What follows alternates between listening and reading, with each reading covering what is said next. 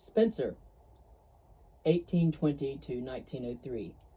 The Kantian philosophy, which announced itself as prolegomena to all future metaphysics, was by malicious intent a murderous thrust at traditional modes of speculation, and contrary to intent, a damaging blow to all metaphysics whatsoever. For metaphysics had meant, throughout the history of thought, an attempt to discover the ultimate nature of reality. Now men learned on the most respectable authority that reality could never be experienced, that it was a noumenon, conceivable but not knowable, and that even the subtlest human intelligence could never pass beyond phenomena, could never pierce the veil of Maya. The metaphysical extravagances of Fichte, Hegel, and Schelling, with their various readings of the ancient riddle, their ego and idea and will, had cancelled one another into zero, and by the 1830s the universe was generally conceded to have guarded its secret well. After a generation of absolute intoxication, the mind of Europe reacted by taking a pledge against metaphysics of any kind. Since the French had made a specialty of skepticism, it was natural that they should produce the founder, if there are such persons in philosophy, where every idea is hallowed with years, of the positivist movement. Auguste Comte, or his parents called him, Isidore Auguste Marie Francois Xavier Comte, was born in 1798. The idol of his youth was Benjamin Franklin, whom he called the modern Socrates. Quote, "You know that at 25 he had formed the design of becoming perfectly wise, and that he fulfilled his design. I have dared to undertake the same thing, though I am not yet 20. End quote. He made a fair start by becoming secretary to the great utopian, who passed on to him the reforming enthusiasm of Condorcet, and the idea that social, like physical phenomena, might be reduced to laws and science, and that all philosophy should be focused upon the moral and political improvement of mankind. But like most of us who set out to reform the world, Comte found it difficult enough to manage his own home. In 1827, after 2 years of marital infelicity, he suffered a mental breakdown and attempted suicide. To his rescuer, therefore, we owe something of the 5 volumes of Positive Philosophy, which appeared between 1830 and 1842, and the 4 volumes of Positive Polity, which appeared between 1851 and 1854. This was an undertaking which, in scope and patience, was second in modern times only to Spencer's Synthetic Philosophy. Here the sciences were classified according to the decreasing simplicity and generality of their subject matter: mathematics, astronomy, physics, chemistry, biology, and sociology. Each rested on the results of all the sciences before it. Therefore, sociology was the apex of the sciences, since psychology had not been born yet, and the others had their reason for existence only insofar as they could provide illumination for the science of society. Science, in the sense of exact knowledge, had spread from one subject matter to another in the order given, and it was natural that the complex phenomena of social life should be the last to yield to scientific method. In each field of thought, the historian of ideas could observe a law of 3 stages. At first, the subject was conceived in the theological fashion, and all problems were explained by the will of some deity, as when the stars were gods, or the chariots of gods. Later, the same subject reached the metaphysical stage, and was explained by metaphysical abstractions, as when the stars moved in circles because circles were the most perfect figure. Finally, the subject was reduced to positive science by precise observation, hypothesis, and experiment, and its phenomena were explained through the regularities of natural cause and effect. The will of God yields to such airy entities as Plato's ideas or Hegel's absolute idea, and these in turn yield to the laws of science. Metaphysics is a stage of arrested development. The time had come, said Comte, to abandon these. Philosophy was not something different from science. It was the coordination of all the sciences with a view to the improvement of human life. There was a certain dogmatic intellectualism about this positivism which perhaps reflected the disillusioned and isolated philosopher. When, in 1845, Comte had an affection for a woman, and it warmed and colored his thought, and it led to a reaction in which he placed feeling above intelligence as a reforming force, and concluded that the world could be redeemed only by a new religion, of course, whose function it should be to nourish and strengthen the feeble altruism of human nature by exalting humanity as the object of a ceremonial worship. Comte spent his old age devising for this religion of humanity an intricate system of priesthood, sacraments, prayers, and discipline, and proposed a new calendar in which the names of pagan deities and medieval saints should be replaced by the heroes of human progress.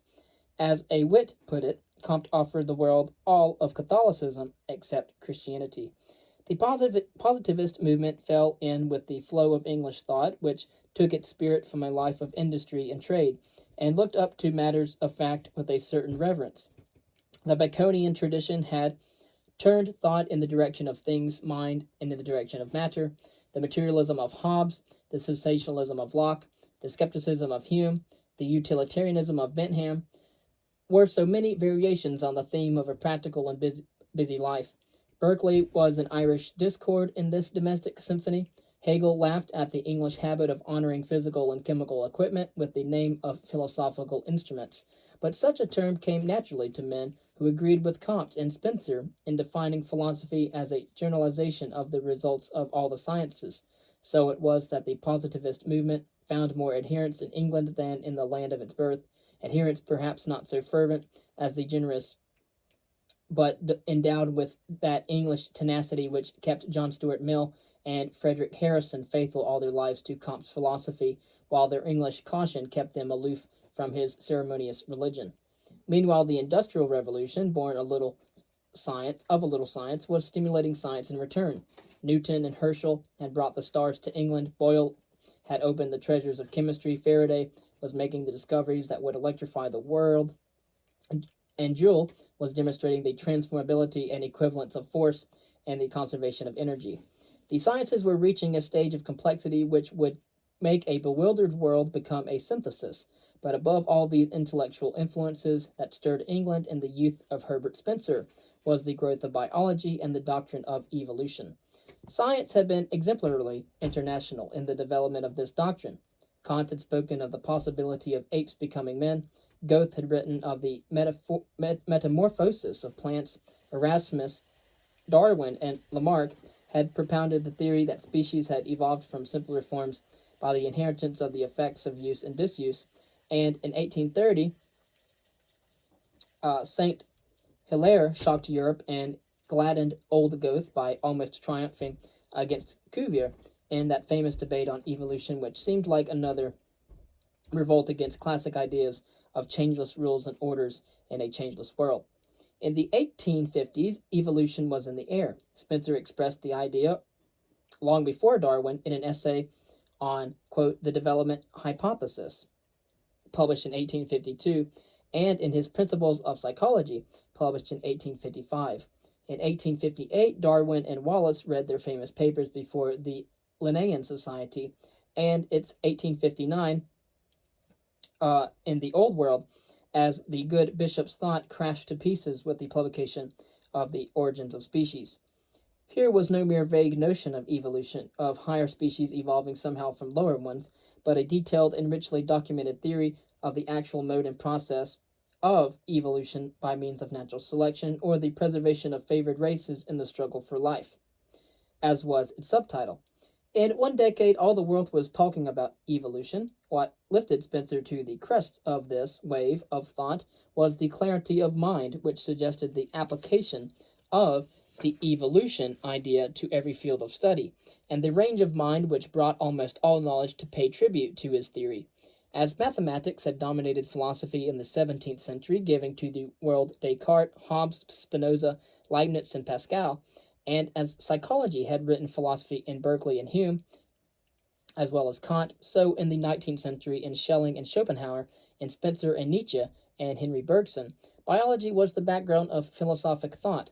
In each case, the epochal ideas were the piecemeal production of separate men, more or less obscure, but the ideas were attached to the men who coordinated and clarified them, as the New World took the name of Amerigo Vespucci because he drew a map. Herbert Spencer was the Vespucci of the age of Darwin, and something of its Columbus, too. He was born at Derby in 1820.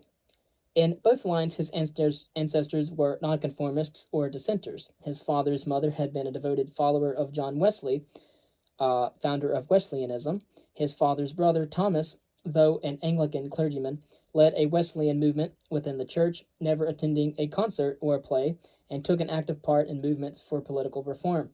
This drive to heresy became stronger in the father and culminated in the almost obstinate individualism of Herbert Spencer himself. The father never used the supernatural to explain anything. He was described by one acquaintance, though Herbert considered this an exaggeration, as, quote, without faith or religion whatever so far as one could see, end quote. He was inclined to science and wrote an inventional geometry. In politics, he was an individualist like his son and, quote, would never take off his hat to anyone, no matter of what rank, end quote. If he did not understand some question, my mother put, he would remain silent, not asking what the question was and letting it go unanswered. He continued this course all throughout his life, notwithstanding its futility. There resulted no improvement, end quote. One is reminded, except for the silence, of Herbert Spencer's resistance in his latter years to the extension of state functions. The father, as well as an uncle and the paternal grandfather, were teachers of private schools, and yet the son, who was to be the most famous English philosopher of his century, remained till 40 years old an uneducated man. Herbert was lazy, and the father was indulgent. At last, when he was 13, Herbert was sent to Hinton to study under his uncle, who had a reputation for severity.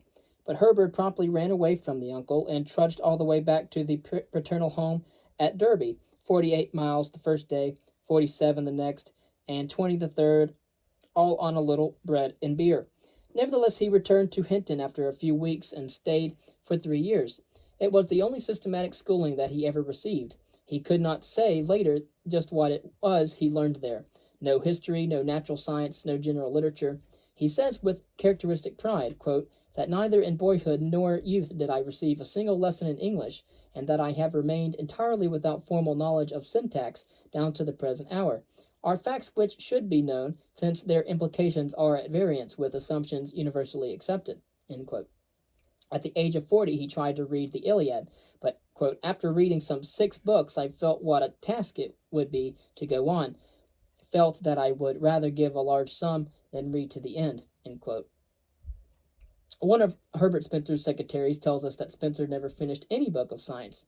Even in his favorite fields, he received no systematic instruction. He burned his fingers and achieved a few explosions in chemistry. He browsed entomologically among the bugs about school and home, and he learned something about strata and fossils in his latter work as a civil engineer. For the rest, he picked his science casually as he went along. Until he was 30, he had no thought at all of philosophy. Then he tried to pass and read Kant, but finding at the outset that Kant considered space and time to be forms of sense perception rather than objective things, he decided that Kant was a dunce and threw the book away. His secretary tells us that Spencer composed his first book, titled Social Statics, quote, having read no other ethical treatise than an old and now forgotten book by Jonathan Diamond, end quote. He wrote his psychology after reading only Hume and Thomas Reid, and, of course, not The Origin of Species. His sociology without reading Comte, his ethics without reading Kant or Mill or any other moralist. What a contrast to the intensive and relentless education of John Stuart Mill. Of course, you need to know Thomas Reid. He is more of a commonsensical philosophical writer, very popular. In any case, where then did he find those myriad facts with which he propped up his 1,000 arguments? He picked them up, for the most part, by direct observation rather than by reading. His curiosity was ever awake, and he was continually directing the attention of his companion to some notable phenomenon, until then seen by his eyes alone. At the Athenaeum Club, he pumped Huxley and his other friends almost dry of their expert knowledge, and he ran through the periodicals at the club as he had run through those that passed through his father's hands for the Philosophical Society at Derby. Lynx-eyed for every fact that was grist to his mill.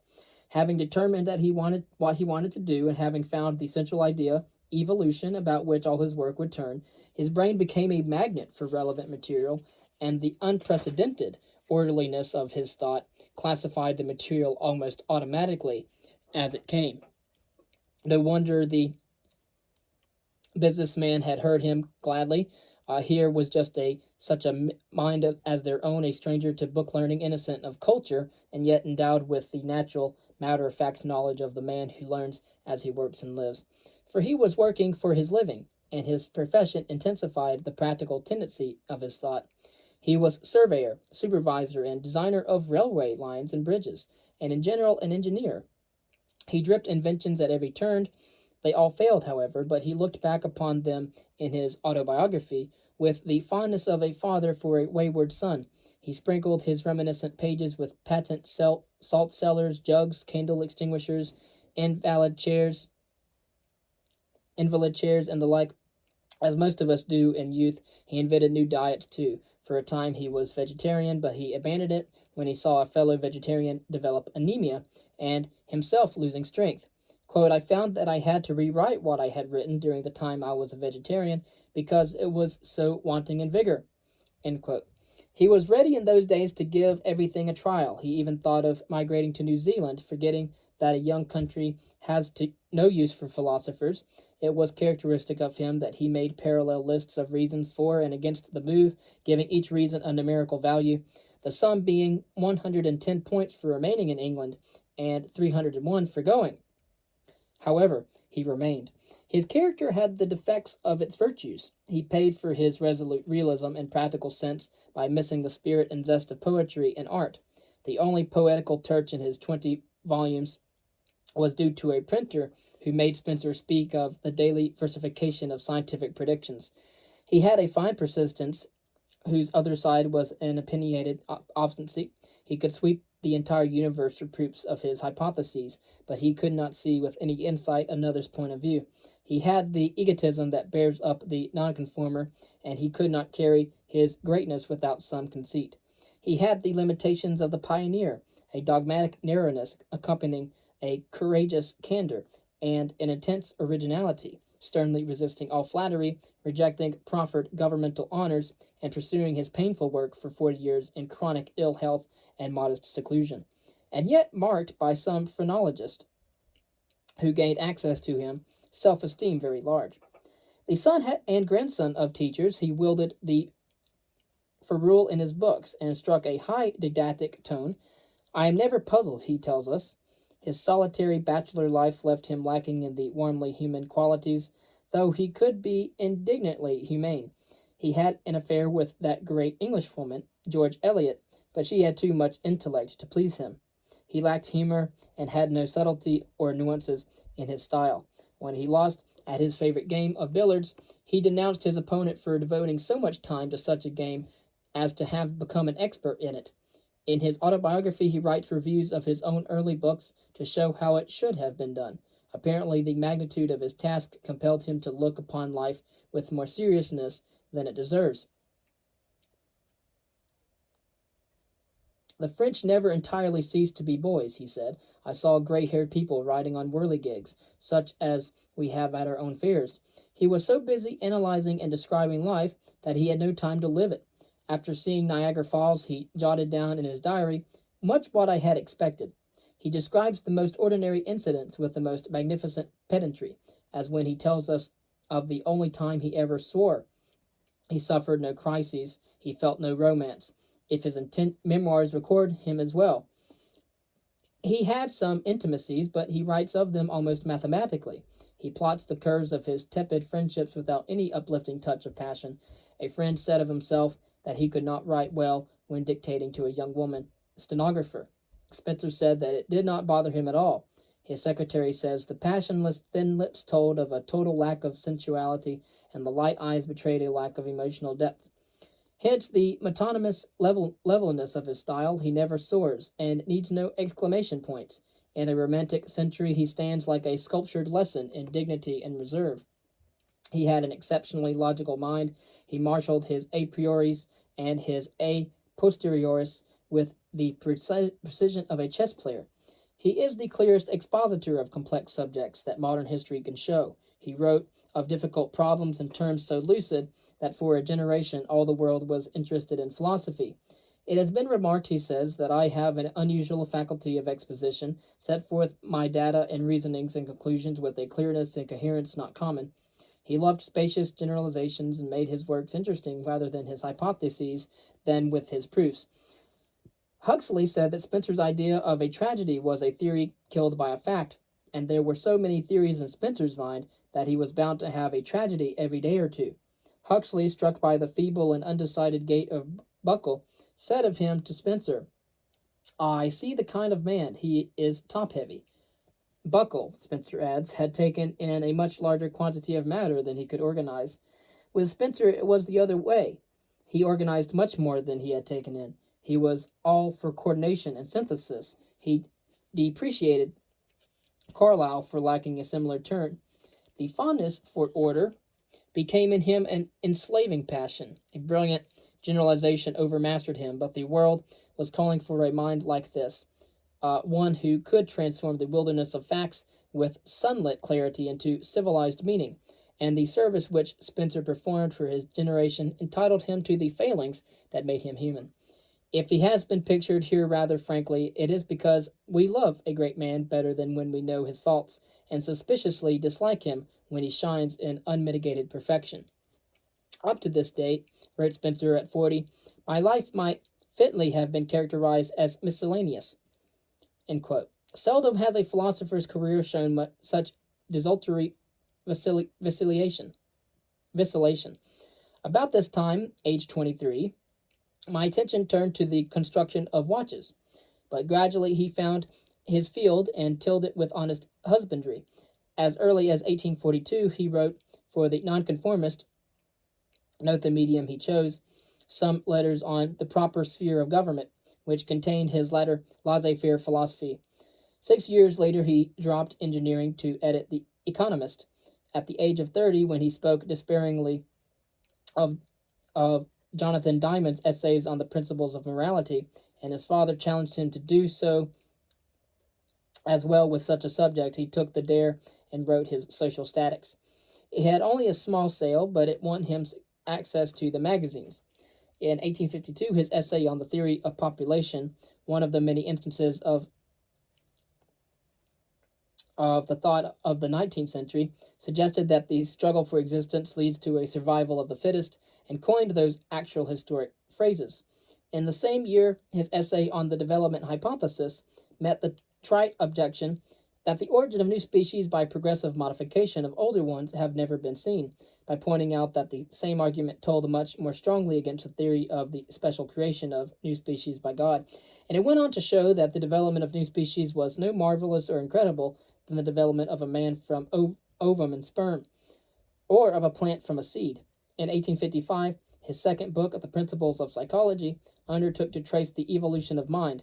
Then, in 1857, came an essay on Progress, its Law and Cause, which took up von Bayer's idea of the growth of all living forms from homogeneous beginnings to heterogeneous developments, and lifted it to a general principle of history and progress. In short, Spencer had grown with the spirit of his age, and was ready now to become the philosopher of universal evolution. When in 1858 he was revising his essays for collective publication, he was struck by the unity and sequence of the ideas he had expressed, and the notion came to him, like a burst of sunlight through open doors, that the theory of evolution might be applied in every science as well as in biology, that it could explain not only species and genera, but planets and strata, social and political history, moral and aesthetic conceptions. He was fired with the thought of a series of works in which he would show the evolution of matter and mind from nebula to man, and from Savage to Shakespeare. But he almost despaired when he thought of his nearly 40 years. How could one man so old and an invalid traverse all the sphere of human knowledge before his death? Only 3 years back he had a complete breakdown. For 18 months he had been incapacitated, broken in mind and courage, wandering aimlessly and hopelessly from place to place.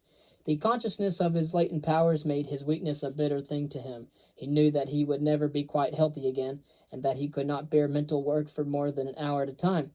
Never was a man so handicapped for the work he chose, and never did a man choose so late in life so great a work. He was poor. He had not given much thought to getting a living. I don't mean to get on, he said. I don't think getting on is worth the bother. He had resigned the editorship of the Economist on receiving $2,500 as bequest from an uncle, but his idleness had consumed this gift. It occurred to him now that he might seek advance subscriptions for his intended volumes, and so live from hand to mouth and pay his way as he went. He prepared an outline and submitted it to Huxley and other friends. They secured him an imposing list of initial subscribers whose names might adorn his prospectus. People such as Lyell,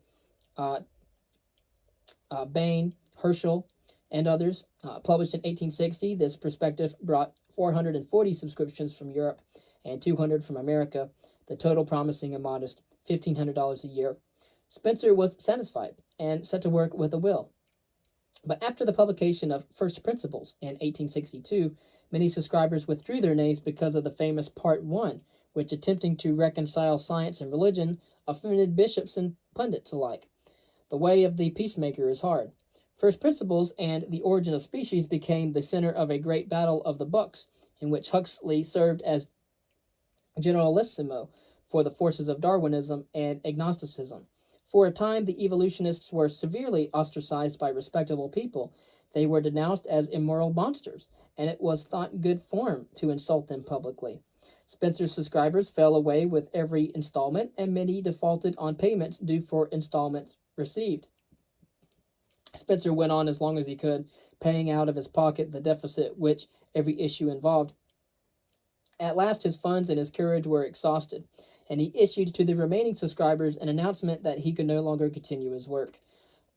Then came one of the encouraging incidents of history. Spencer's greatest rival, who had held the field of English philosophy before the publication of First Principles, and now saw himself superseded by the philosopher of evolution, wrote to him as follows on February the 4th, 1866.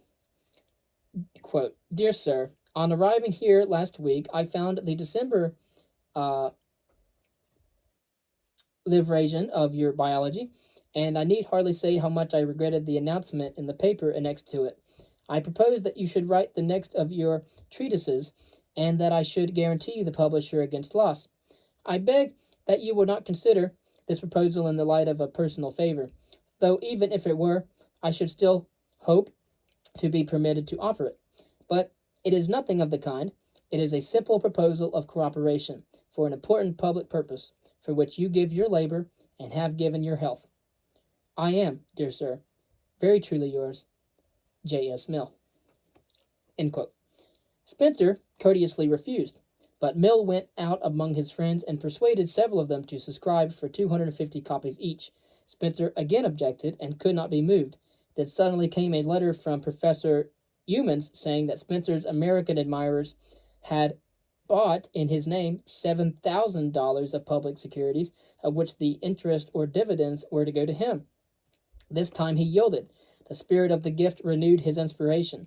He resumed his task, and for 40 years he kept his shoulder to the wheel until all the synthetic philosophy had arrived safely into print.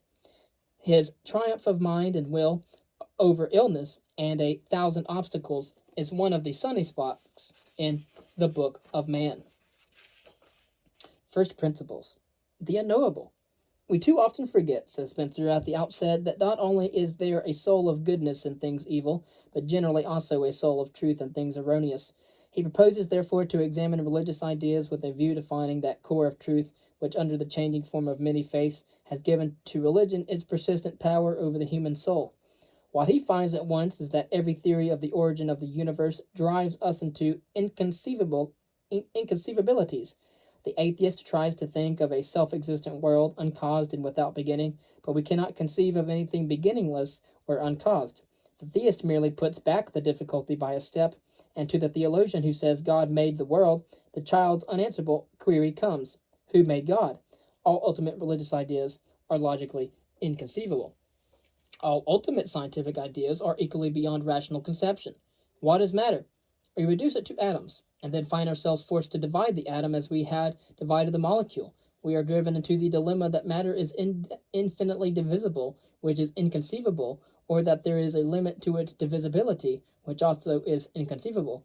So, with the divisibility of space and time, both of these are ultimately irrational ideas.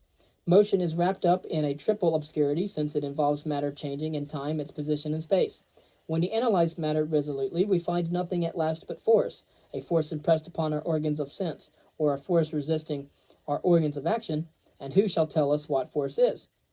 Turn from physics to psychology, and we come upon mind and consciousness, and here are greater puzzles than before.